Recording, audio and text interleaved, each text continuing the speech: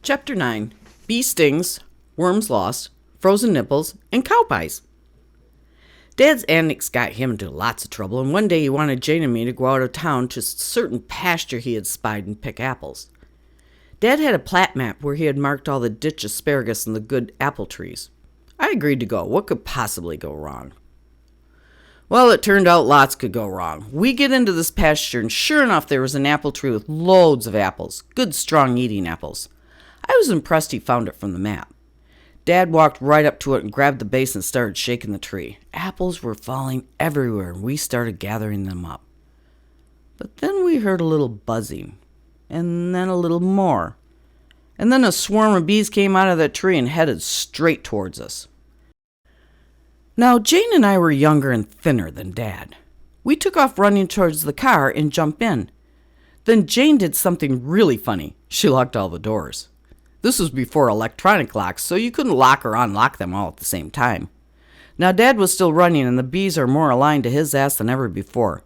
He came down that farm trail towards us and grabbed the door handle, only to discover it was locked. He tried another door, and it was locked. Jane was sitting in the driver's seat, and that was the only lock she could now reach. I also could not reach the other locks quickly enough for Dad. He ran this way and that. It took me quite a while to get him in the car, and then he was in the back seat, so we couldn't drive away. He had about 7 good bee sting welts by the time we finally got him into the car. Going out with Dad was like spinning the dial.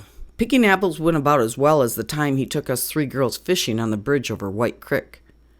I caught the first fish, but it scared me so I dropped the rod, the worm, and the fish back into the creek. Unbeknownst to me, it was my dad's favorite fishing rod, too. He wanted Marilyn to fish out the rod with her fishing rod, which was harder than it looked, and everybody was giving instructions. While that was happening, Jane kicked the can of worms into the river. At that point, Dad had to climb down the embankment to retrieve the rod himself.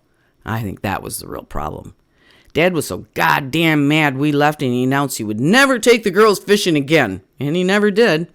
Never took us apple picking again either.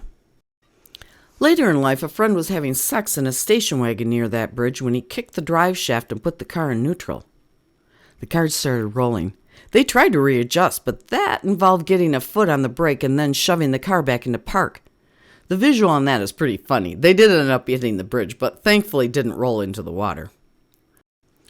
We worked hard each year making an ice rink. Ice is hard to make. Well, hard to get flat and smooth. You need small crystals to make good ice skating ice. To get really small crystals, it should freeze fast and hard. So Dad had this wonderful idea one cold and clear night. The temperature was hovering around 3 degrees. Dad got out the old-fashioned lawn sprinkler, the one with 3 or 4 metal arms that rotate, and he put that in the middle of the ice skating rink he had constructed in the backyard. He fussed with it for about a good hour. He had to pick the perfect spot and set the spigot to the perfect pressure and place the hose just so. He was rather proud of himself for the whole setup. Did you know that drops of water fall in exactly the same spot on each rotation? Well, neither did we. He left the hose on all night, and in the morning he announced that we had made a sea of nipples. Yes, a perfectly formed sea of nipples. Big nipples, like 4 inches high. Not breasts, nipples. We laughed so hard, but it ruined the rink until the next thaw. We also had Zealand's pond behind us that would freeze up in the winter, and you could skate between the trees. Years before, my cousin had fallen through the ice and lost her skates. Every year you could find one or both skates frozen in the ice. It was spooky and yet energizing to find them. It was such a good experience, skating over the sometimes clear ice, seeing down to the bottom and skating over the logs and stumps and plants. Hot chocolate never tasted as good as after a long day of walking through the snow, then skating, and then trudging back home. During the next summer, Jane and the neighbor decided to put in a garden of their own. Lois was good at getting up early, but Jane kept sleeping in. They devised a plan of tying a string onto Jane's toes and draping it out the window. The window was right by the antenna tower and where the fence zapper hung.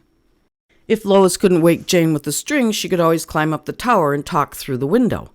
This worked reasonably well, and they put in a fantastic garden.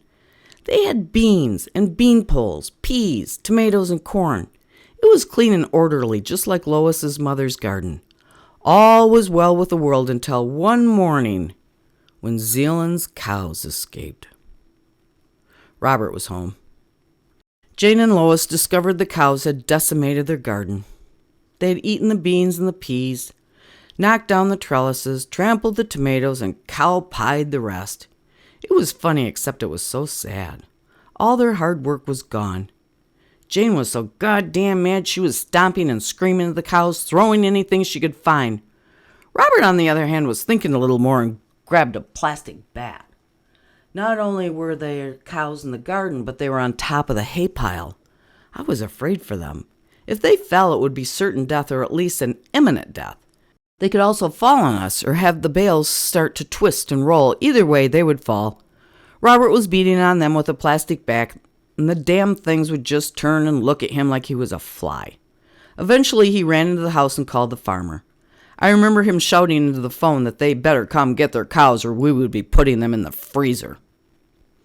That was the end of picking apples, fishing, ice rinks, and community gardens. This childhood thing was not going so well.